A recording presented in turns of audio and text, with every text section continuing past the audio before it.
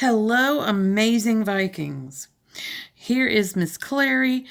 I'm going to talk about the next assignment coming up where we are going to use form. We're going to create forms.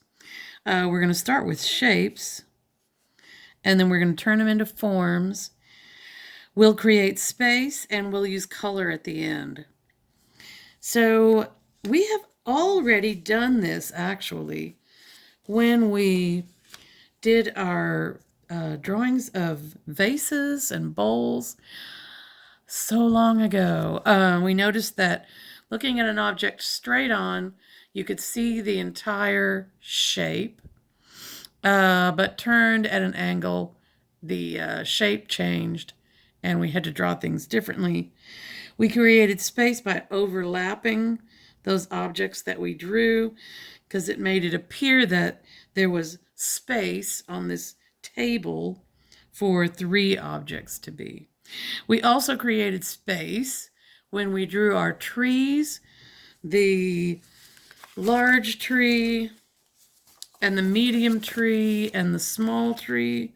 The large tree was in front and the medium tree was in the middle ground and the small tree was back here in the background. So we actually created space there as well. There were probably some other projects. Today we're going to create space in a very technical manner because we're going to use the rules of perspective. So here's your paper. I'm using a ruler. Anything that you've got, a folder, a book, a spiral, you just need a straight edge. We are not measuring with this ruler. So I'm going to put the ruler, as you can see, it is above the middle of the paper. Draw your horizon line. I believe this is the first time we've talked about a horizon line, which would be if you were standing in a room looking out, this would be your eye level. So this is called a horizon line. If you're standing outside, this is also the line where the sky meets the earth. But we'll do that later. Then I want a vanishing point.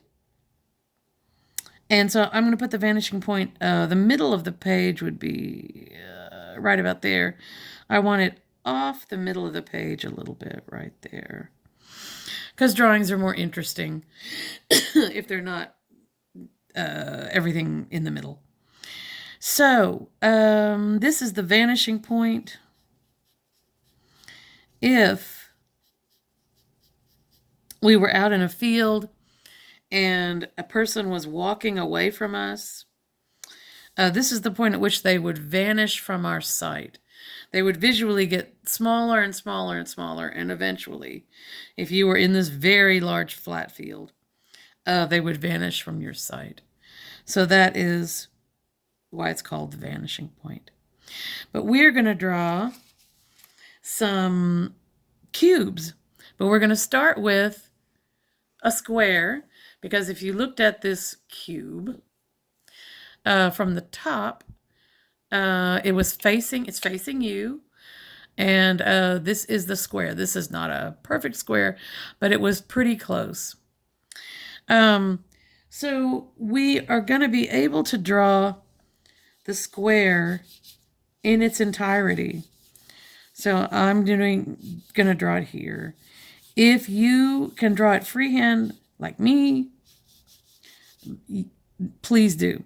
If you want to use your ruler, use your ruler.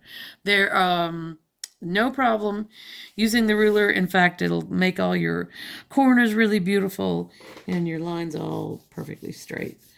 I've done this a long time, so I can draw a close enough facsimile of a square, and it's good for art purposes.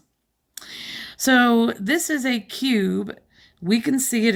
It's facing us. But and it's up in the air. It's above the horizon line. So it's gonna go away from us. The end of the box is farther away from us than the front of the box.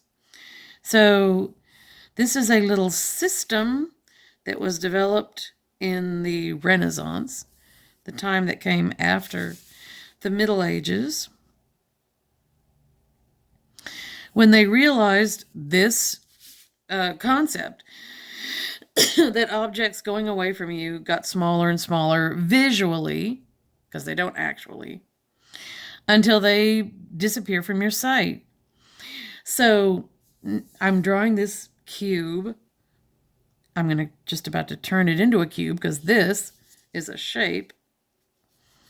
I'm going to say that the end of this cube or box is going to be right there, and the end of the other side will be there. Please notice these are parallel. So these two sides are running next to each other, and in a perfect world, they would never meet. Parallel lines never intersect. So actually, we've done it.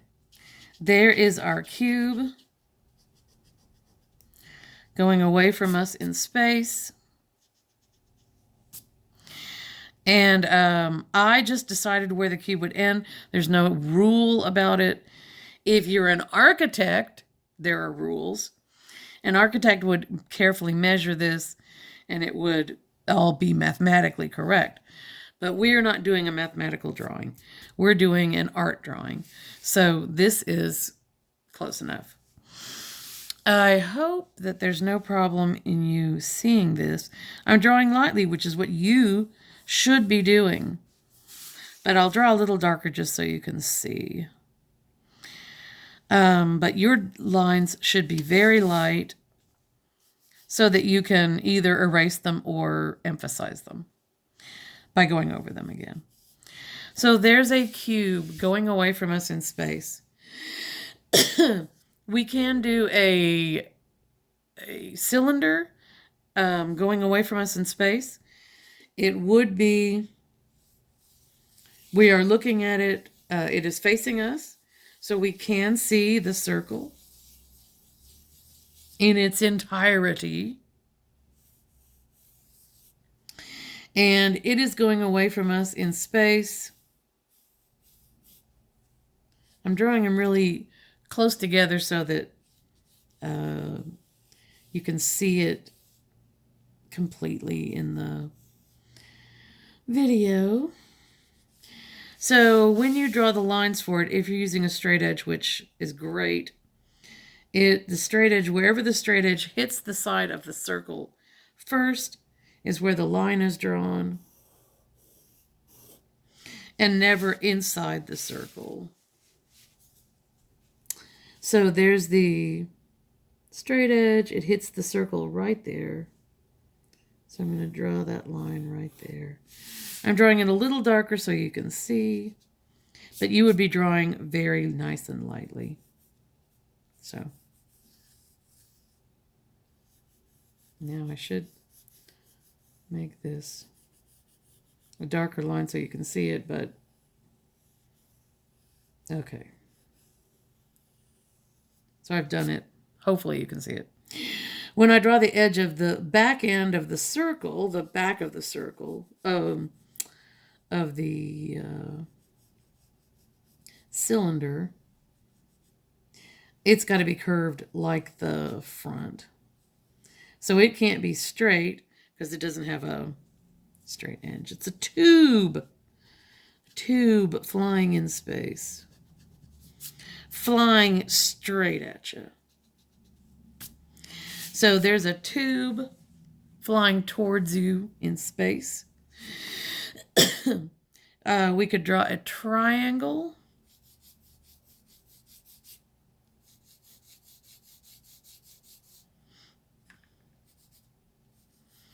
And I'm drawing these so close to the, I have room down here. I should have drawn it down there. If you're using your ruler to draw this triangle, absolutely fine. The triangle has corners just like the square. Right now this is a triangle shape. I'm going to make it into triangular tube by drawing from the points to the vanishing point. I'm going to decide I'm going to make this one a lot shorter than I made these. And look at what I'm doing. I'm following this angle. So this line can't be tilted back or straight.